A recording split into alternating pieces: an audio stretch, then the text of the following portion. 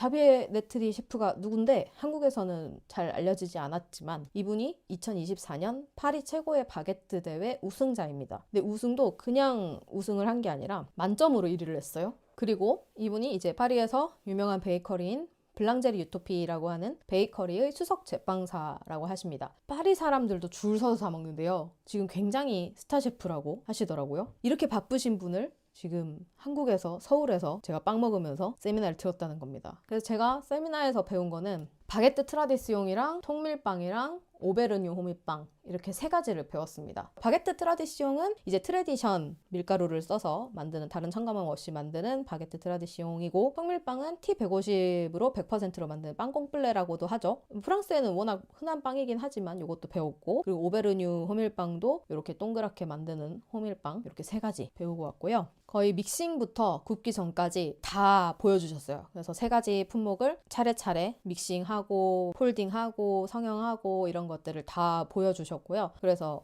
이렇게도 하시는구나 저렇게도 하시는구나를 굉장히 가까이서 볼 수 있어서 되게 좋았고 사실 레시피를 딱 받았을 때 막 레시피 자체에 대단한 게 있을 거라고 생각은 했습니다만 레시피 자체는 내가 익히 아는 그런 빵들의 레시피구나. 레시피에 뭐 말도 안 되는 재료가 들어간다든지 이런 게 아니라 레시피는 그냥 평범할 수 있어. 근데 이거를 맛있게 만드는 거는 기술, 노하우, 그리고 재료 이런 것들이 큰 것 같다라는 생각을 했거든요. 그리고 셰프님이 되게 힘을 빼고 만드세요. 되게 힘을 빼고 뚝딱뚝딱 이렇게 하시는데 그냥 뚝딱뚝딱 빵이 완성되는 되게 신기한 경험이었습니다. 그러니까 막 셰프님들도 성향이 여러 가지시잖아요. 막 액션이 크신 분들도 있고 점잖게 하시는 분도 있는데 되게 차분하게 만드시는데 보면 언젠가 다 돼 있고 막 이런 스타일이셨어요.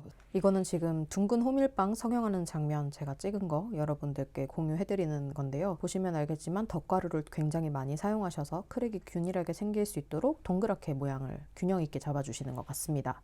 그리고 이거는 바게트 가성형하는 장면이고요. 어느 정도 텐션 잡으시는지 도움 되시라고 영상도 같이 준비해봤습니다. 그리고 이건 바게트 최종으로 성형하는 장면인데요. 제가 아까 말씀드린 것처럼 정말 힘 빼고 슬슬슬슬 하시죠. 이렇게 살살살살 하시는데도 반죽이 굉장히 예쁘게 잘 성형이 됩니다. 한 번 더 자세하게 보면 가성형하고 이완된 반죽을 가지고 와서 접어서 모양을 만드시거든요. 1등 바게트 만드는 셰프님은 어떻게 바게트 성형하시는지 궁금하셨던 분들 참고하시라고 중요한 내용이지만 르빵에서 허락해 주셔서 여러분들께 이 영상 같이 공유할 수 있었습니다. 르빵 감사드립니다. 제가 먹어봤던 거 기준으로 간략하게 기억나는 대로를 좀 알려드리자면 이거는 이제 바게트 트라디시용이었고요. 크럼이 되게 탄력이 있었어요. 그래서 쫀쫀하다라는 느낌이 들 정도로 좀 질긴 거 아니야? 라고 했는데 입에 딱 들어가면 수분감이 느껴지고 되게 살살 녹는 식감인 게 되게 신기했습니다. 그리고 껍질도 별로 질기지 않았고 이미 차가워진 상태였는데도 질기지 않고 바삭함이 유지된 상태였고요. 딱 첫 입을 씹으니까 약간 치즈? 이런 느낌이 났어요. 그래서 신기하다라는 맛이었고 그리고 약간 단맛보다는 고소한 맛이 더 강해서 저는 완전 제 취향이었어요. 이게 바게트도 단맛이 많이 나는 바게트들도 있잖아요. 근데 저는 고소한 맛을 더 좋아하거든요. 근데 그래서 더 맛있게 먹었고요. 쫀쫀하고 그 탄력 있는 크럼 느낌 영상으로 느껴지나요? 이건 이제 아까 빵꽁블레 통밀빵 요거 T150 100%로 만드는 건데 굉장히 발효가 잘 돼가지고 뽀송뽀송 예뻤습니다. 이렇게 보면 되게 빽빽해 보이잖아요. 굉장히 부드럽고요. 보송보송하게 먹기 좋은 통밀빵이었습니다. 그리고 통밀빵 여러분 발효를 제대로 안 시키면 입에서 미끈거리는 거 아세요 혹시? 발효가 제대로 일어나지 않은 통밀의 단면을 입에서 녹였을 때 입 안에서 굉장히 미끈거리는 그게 있거든요. 근데 그런 식감이 전혀 없더라고요. 아마 발효가 잘 되어 있어서 그런 거겠죠? 먹기 편한 게 무엇보다 좋았다. 그러니까 저 이런 게 좋은 거예요. 통밀 100%는 건강하니까 먹기 힘들어도 먹어. 몸에 좋으니까 먹어. 이게 아니라 먹기 편하게 먹기 편하게 만들면 되잖아요. 되게 먹기 편한 통밀 100% 빵이라서 아주 맛있게 먹었고 바게트나 통밀빵이나 산미가 강하지는 않았습니다. 그냥 은은하게 얇게 나는 그런 정도였고요. 빽빽해 보이잖아요. 근데 보송보송 부드럽고 맛있었습니다. 그리고 요거는 오베르뉴 호밀빵 동그랗게 구워서 한 거고요. 물론 호밀빵은 이제 호밀 비율이 높을수록 발효 시간을 좀 짧게 가져가는 경향이 있잖아요. 글루텐이 생성이 안 되기 때문에 발효가 좀 짧은 편이었어요. 근데도 발효가 잘 되어 있었고, 그리고 되게 신기했던 게 이게 포리지라고 해서 사워도우나 이런 거에 오트밀 같은 거 불려서 넣기도 하고 막 그러잖아요. 죽같이 만들어서 곡물을 넣어서 반죽을 하면 되게 실키한 식감이 나거든요. 근데 그런 식감이 났고, 그 스펠트 밀을 많이 썼을 때 느껴지는 그런 느낌이 나서, 물론 요거는 밀을 타는 것 같기도 해요. 그리고 원래는 호밀 르방을 쓰시는데 이때는 백밀 르방만 있어가지고 백밀 르방을 쓰셨거든요. 근데도 굉장히 촉촉하고 부드러워가지고 이거 참 맛있더라고요. 저 이거 계속 생각났어요. 이거는 한번 만들어 봐야 되겠다, 만들고 싶다, 이런 생각이 들 정도로 그랬습니다. 근데 호밀빵인데도 이것도 산미가 강하지는 않았고, 제가 사실 나중에 질문을 했어요. 셰프님, 산미가 연한 편인 것 같던데 저는 산미를 더 강하게 하고 싶다. 그럼 어떻게 조절하면 될까요? 라고 했는데, 이제 셰프님 말씀하시기를 이번에 준비된 르방이 조금 산미가 약했기 때문에 산미가 약했다. 만약에 르방을 집에서 잘 준비해서 이 레시피대로 만들면 충분한 산미를 지닌 빵을 만들 수 있을 것이다 라고 하시더라고요. 호밀빵이라고 하면 막 무조건 빽빽하고 뻑뻑하고 그래야 되는 줄 알았는데 그게 신기하더라고요. 호밀빵 아무리 부드럽다 해도 단면 자체가 이렇게 딱 봤을 때 단단 뭔지 아세요? 그러니까 호밀빵의 그 단면이 단단한 느낌이 딱 느껴지는 그거잖아요. 이렇게 매끈하게 그냥 단단 이런 느낌. 근데 얘는 되게 부들부들 이랬어요. 되게 호밀빵도 이렇게 만들 수가 있구나. 요런 방법을 또 한번 연습을 해봐야겠다, 이런 생각을 했습니다. 아니, 이게 호밀만 들어가는데 이렇게 부들부들해요. 호밀빵이 단단 빽빽 이런 게 아니라 이렇게 부들부들. 그래서 진짜 맛있었어요.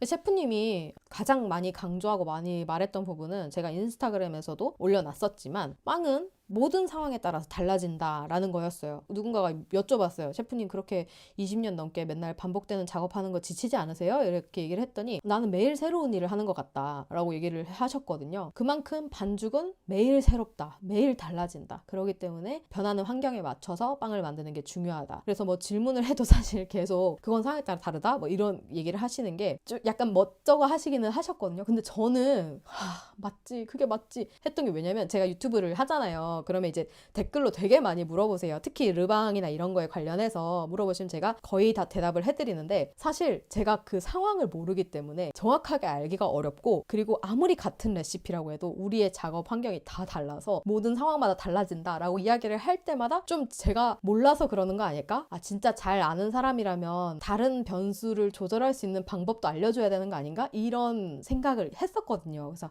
내가 실력이 모자라니까 당신의 작업 환경과 제 작업 환경이 다르므로 조절하셔야 됩니다 라고 밖에 말을 못하는구나 라고 했는데, 셰프님 저렇게 얘기를 하시는 거예요. 그것도 되게 여러 번. 그래서 오케이, 내가 틀린 게 아니었다. 이거는 혼자서 이제 검증을 한 거죠. 그래서 다행이다, 저만 그런 게 아니구나 라고 생각을 하고 그렇게 기분이 좋았습니다, 혼자. 그래서 이제 셰프님 말씀하신 거는 경험으로 빵을 보는 눈을 키워야 된다. 이제 반죽이 매일 변하기 때문에 이제 이렇게 매뉴얼로 정해져서 이렇게는 뭐다 저렇게는 뭐다 이게 아니라 반죽을 보고 다룰 수 있는 방법을 경험으로 쌓아야 된다 하시더라고요. 물론 뭐 이런 하드빵 종류를 반죽할 때 뭐 글루텐을 많이 잡진 않으니까 반죽 상태를 막 보고 이러진 원래도 많이 안 보지만 정말 별로 안 보시더라고요. 그러니까 눈이 있으신 거겠죠. 글루텐이 잡혔는지 뭐 이렇게 펼쳐보시지도 않고 보시면 아신대요. 그리고 어느 정도 믹싱되면 이게 반죽이 산화가 돼서 좀 휘어지잖아요. 그런 것들로 보고 판단을 하신다고 하더라고요. 이거는 셰프님의 눈과 손을 내가 가져오지 않는 한 나도 열심히 공부해야 된다는 뜻이구나로 받아들였습니다. 그리고 개인적으로 검증을 해서 신기했던 부분은 프랑스 빵에는 다량의 르방과 그리고 소량의 상업용 이스트를 함께 쓰는 경우가 많다는 점이었습니다. 제가 이제 국내에서 책을 사 보아도 그렇고 아니면 뭐 원서를 사서 보더라도 보면 항상 프랑스 레시피에는 항상 그 상업용 이스트를 같이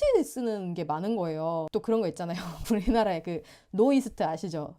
노 이스트 빵을 사람들이 원할 텐데 제가 분명히 이 프랑스 레시피로 뭔가 만들어 올리면 이스트 빼고 만들면 안 되나요? 라고 하실 텐데 왜 이렇게 다 전부 상업용 이스트를 같이 쓰시지? 원래 그런 건가? 라고 했는데 셰프님도 그러시더라고요. 근데 진짜 생각해보면 이스트도 결국 효모잖아요. 미생물이잖아요. 첨가물이 아니라. 그리고 제가 보니까 진짜 소량을 쓰지만 그래도 발효를 조금 더 빠르게 할 수 있는 거예요. 그러니까 맛과 풍미는 르방에서 다 준비를 해놔. 르방의 비율이 높아서 그 르방을 잘 만들어서 맛과 풍미를 만드는 거고, 이제 소량의 상업용 이스트가 발효를 딱 빠르게 해줘서 딴 되는 거죠. 같이 쓰는 거 좋은 것 같아요.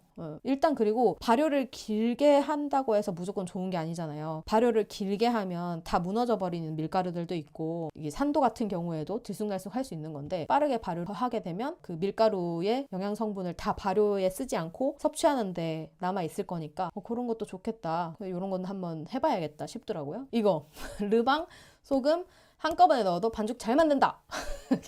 제가 사우더 만들 때 그냥 귀찮아서 르방, 소금, 물 그냥 다 때려놓고 만들 때가 많거든요. 근데 빵이 돼요. 근데 사람들이 안 믿으시는 분들이 있어요. 특히 이제 전문가분들이 안 믿으셔. 르방이랑 소금을 같이 넣어도 된다라고 하면 안 된다. 소금 때문에 르방이 죽는다. 이러는데 어차피 르방 양이 더 많고 소금은 소량인데다가 들어가면 또 밀이랑 섞이잖아요. 소금 100에 르방 1을 던지는 게 아니니까 르방이 그렇게 죽지는 않는 것 같습니다. 그리고 심지어 셰프님도 르방이랑 소금을 한 통에다 같이 섞어 놓고 그걸 그냥 넣으시는데 발효 잘만 됐어요. 그래서 이거는 제가 개인적으로 검증을 하고 이제 뭐 챔피언도 그렇게 만드는데 어쩔 거요. 이제 당당하게 이야기를 할 예정입니다. 그리고 이제 셰프님이 썼던 밀가루 관해서 또 얘기를 안 하고 넘어갈 수가 없는데, 세미나 중간에 이제 들으시는 분 중에 한 분께서 아니 셰프님 쓰신 밀가루 뭐냐 그랬더니 한국에 수입이 안 되는 밀가루였던 거예요. 그거 기준으로 알려주면 어떡하냐, 밀가루마다 물 먹는 양이 얼마나 다른데 그러면 그 셰프 레시피가 아니지 않냐 이렇게 얘기를 하시더라고요. 그래서 이제 중간에 임태현 셰프님이 나오셔서 실제로 이 셰프님이 사용하시는 밀가루를 보여주시고 이제 이야기를 해주셨거든요. 이야기를 해주시기 전에 저는 그런 생각을 했어요. 근데 레시피가 있다고 내가 챔피언 레시피가 되나? 두 번째는 밀가루가 같아도 물이 달라. 프랑스 현지에서 산 밀가루랑 한국까지 배송한 밀가루 상태가 다를 거예요. 또 사용하는 이스트도 다를 거고 작업하는 환경도 다르겠죠. 기후랑 날씨가 습도 다 다르니까 굽는 방법도 다르고 그리고 손도 다르고 기술도 달라. 제일 중요한 거 르방이 달라. 다 다르잖아요. 셰프님이 키우는 르방이랑 내 르방이 같지 않을 거란 말이죠. 근데 밀만 같다고 내가 그 레시피를 구현할 수 있을까? 저는 아니라고 생각하거든요. 여러분도 클래스 가셔서 레시피 배워왔다고 내가 그 다음날부터 그거 똑같이 만들 수 있는 거 아니잖아요. 수십 번 만들면서 연습을 하고 변수에 맞춰서 반죽을 할 수 있게 돼야 그 레시피를 내 거로 하게 되는 거잖아요. 레시피는 사실 예상 가능해. 뭐 바게트 같은 경우에 밀 100%에 뭐 수분율 60에서 70이겠지. 뭐 이런 거 있잖아요. 그런 정도는 다 예측 가능해요. 그러니까 물론 밀이 중요해. 밀을 많이 타, 빵은. 근데 어쩌겠어. 한국에서 만든다고 똑같이 만들 수는 없을 거예요. 아무튼 그래서 셰프님이 쓰시는 밀을 이렇게 시연하는 데 쓴 이유가 있었다고 하시더라고요. 그러니까 저는 사실 한국에서 GMP 밀가루 하셨나 했는데 그게 아니라 들여오셨대요. 이 밀가루를. 근데 이게 또 들여오는 게 그렇게 까다롭다네요. 게다가 이 밀가루 회사가 뒤에서 알려드리겠지만 수출이나 이런 거를 잘 안 하려고 한대요. 보시면 알겠지만 비오, 유기농, 바이오, 품질의 변화가 크니까 그래서 수입할 때도 되게 문제가 많았고 되게 고생해서 겨우겨우 들여왔는데 이제 셰프님이 현지에서 쓰는 밀을 왜 이렇게 힘들게까지 가지고 왔느냐, 그것은 여러분들에게 블랑제리 유토피에서 이 셰프가 만드는 빵 맛을 그대로 맛보여주기 위해서였다 라고 하는데 너무 짱인 거예요. 진짜 나 그게 너무 대박이었어. 사실 한국에는 그럼 어떤 밀가루로 대처하시겠어요? 해보셔야 되는 거 아니에요? 이렇게 하셨을 줄 알았어요. 근데 유토피에서 파는 맛을 그대로 느껴보게 하려고 이 밀가루를 되게 힘겹게 들여왔다? 그래서 되게 좋더라고요. 파리에 가서도 줄을 서야 된다는데 얼마나 영광스러운 경험이에요. 되게 기뻤습니다. 그래서 아무튼 근데 이거 제가 들어와서 찾아봤거든요. 어디 밀가루인가요? T65는 이거였던 것 같아요. 그리고 얘네는 세이글이랑 꽁블레, 통밀이랑 이제 호밀 밀가루인데 이 패키지는 아무리 찾아도 안 나오더라고요. 바뀐 건가? 근데 요 띠 두른 게 여기 거 같고 실제로도 여기 밀가루를 쓰신다고 해가지고 제가 여기 들어가서 봤습니다. 물랑드 찰스인데 요것이 뭐냐면 요기입니다. 레 물랑 파밀리오. 직역하면 가족 재분소라는 뜻인데 여기가 뭐 1903년부터 재분업을 이어온 가문과 세 가문이 총 힘을 합쳐서 회사를 세운 거고, 파리가 있는 일드프랑스 지역의 밀을 사용하고 또 4개의 재분소를 운영하고 있고 아카데미를 운영하고 있다라고 하더라고요. 근데 제가 예전에 다른 그 재분업계 계신 분한테 얘기를 들었는데 그 가족 경영이라는 게 프랑스에서는 되게 높은 그 가치를 준대요. 이게 가족이면 덜 상업적으로 한다는 거죠. 그러니까 가족 경영을 하기 때문에 막 이윤 추구를 위해서 막 허리띠 졸라 매고 막 인원 감축하고 생산 효율 때린다고 막 밀 막 재배하고 막 이런 게 훨씬 덜하다. 그래서 가족 경영 이런 것들을 중요하게 생각하는 분위기라고 얘기를 들었습니다. 그리고 여기는 또 신기한 게 일드 프랑스 그 파리 지역에서 가까운 재분소거든요. 그래서 보시면 여기가 아까 셰프님이 쓰신 밀가루 생산하는 곳이고 4개의 재분소 중에 2개만 일단 그냥 가지고 와봤는데 파리에서 가깝다 요거를 되게 강조해요. 네, 우리는 가까운 데서 밀을 생산하고 있다. 그리고 1903년부터 우리는 해왔고 일드 프랑스 지역 밀가루랑 뭐 어느 지역 거를 하고 있고 무슨 재분을 하고 있으며 하루에 몇 톤 뭐 밀가루를 이만큼 만든다. 임태현 셰프님께서도 얘기를 해주셨지만 프랑스에서는 신선한 밀가루, 품질이 좋은 밀가루, 지역에서 생산된 밀가루를 쓰는 게 가장 좋은 거지라는 인식이 있대요. 그만큼 유통거리가 짧기 때문에 신선함이 보장된다는 거죠. 그리고 사실 좋은 밀가루 하면 아무래도 유럽에서는 바이오, 그러니까 뭐라 그래, 유기농을 가장 좋은 밀가루로 치는데 유기농 막 농약도 안 치고 이렇게 키우잖아요. 근데 그러면 벌레 진짜 많이 생겨요. 유기농 밀가루들은 거리가 짧은 게 중요하고 그리고 신선하게 빵을 만들기 위해서 재분된 밀가루를 구할 수 있는 게 베이커의 또 능력인데 이렇게 지역에서 가까운 곳에서 재분소를 운영하고 있다. 요거를 되게 강조를 한다고 하십니다. 그 셰프님이 쓰셨던 T65에 보면 이렇게 쬐까맣게 있지만 이게 일드 프랑스에서 재배된 밀가루 100%입니다. 라는 그거예요. 요건 이제 맷돌 재분했습니다. 라는 거였고요. 요게 이제 일드 프랑스 지역. 그러니까 우리로 따지면 파리가 있는 일드 프랑스 지역, 성남이 있는 경기도 지역에서 만들어졌다 이런 걸로 보시면 돼요. 지역 인증 제도가 이게 되게 중요하게 작용을 한다고 하더라고요. 왜냐하면 가깝다는 뜻이고 또 신선하다는 뜻이고 그 품질을 인정할 수 있다. 이탈리아에도 이런 거 있잖아요. 지리적 표시 보호, 또 원산지 명칭 보호. 물론 결이 조금 다르기는 해. 근데 어쨌든 그 지역에서 생산된 것들에 대한 인증이 되게 중요하다는 거죠. 유럽에서는. 이거는 뭐 밀은 아니지만 AOP 버터 이런 거 많이 들어보셨죠? 그것도 결국은 원산지 보호 요런 것들 지역을 인증하는 제도들이 되게 발달이 되어 있고 가까운 곳에서 생산된 밀가루를 우리는 가져다 쓴다라는 것이 프랑스 소비자들 사이에서는 중요한 점 중에 하나다라는 게 또 재밌었습니다. 사실 우리나라에도 밀가루 프랑스 밀 되게 많죠. 프랑스 밀 브랜드를 보면 뭐 지라도도 있고 GMP, 물랑부르주아, 뭐 미노트리 발티, 포리쉐, 르물랑 단또한 이 정도가 있죠. 임태현 셰프님이 프랑스 베이커분들한테 물어보셨대요. 니네는 어떤 밀을 제일 좋다고 생각해? 그랬더니 쇼트 안 나고 계속 쓸 수 있는 밀이 최고야 라고 하신대요. 프랑스에는 이런 밀가루 브랜드가 1년에도 수십 개가 생겼다가 없어진대요. 워낙 소비가 많으니까 계속 생겼다가 없어지는 거예요. 좋은 밀이라고 해서 썼는데 내년에 됐는데 없어. 아니면 다 바꿨더니 다음 달 되니까 막 스펙이 변해버렸어. 이런 경우가 허다하기 때문에 쇼트 안 나고 계속 쓸 수 있는 밀이 최고다라고 얘기를 하신대요. 근데 이거는 우리나라 베이커분들도 그렇죠. 물론 맛있고 건강하고 신선한 밀이 좋지만 생산하는 입장에서는 쇼트 안 나고 계속 안정적으로 수량이 들어오는 것들이 되게 중요하잖아요.